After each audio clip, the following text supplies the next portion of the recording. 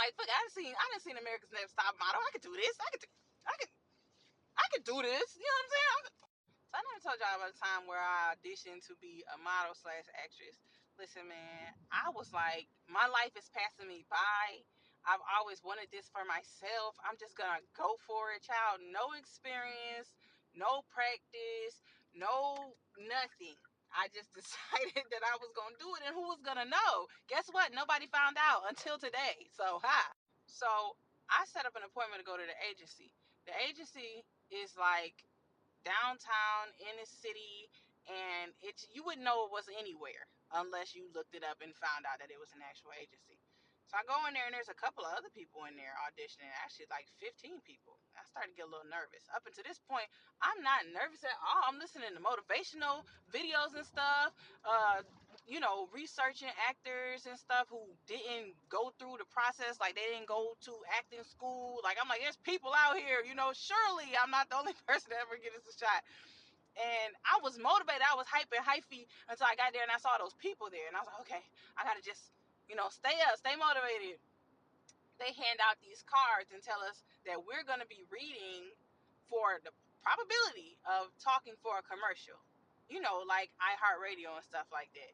And I'm like, okay, I'm good at reading, like when I was younger, like in high school, I would get real dry there and my eyes would get real watery. I wasn't crying.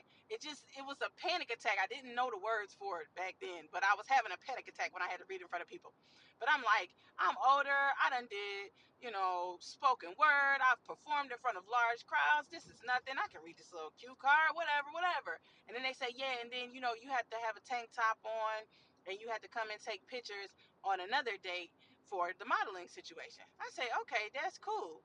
So we're sitting there. We're supposed to be reading today. We're sitting there reading this cue card. And maybe I'm getting that wrong, but you know what I'm trying to say. So they call us in individually.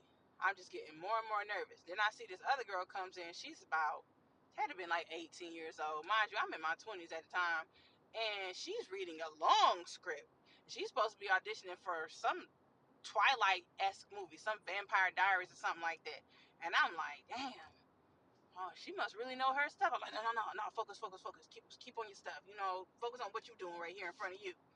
So I'm like, I got it. I know what it is. I'm going to memorize it, and then I'm going to, I got this. It's nothing. So it's my turn to go in. They call my name. I get up, I go in, and she said, stand right here. Now it's a white backdrop, a white floor, white sheets, white lights, and at first they're not on. I'm like, oh, okay. I can read this. Only one person? I thought it was going to be a crowd of people. Easy peasy. She says, okay, and you will start on my mark. I say, okay. She says, okay, click, and these daggone lights blind me.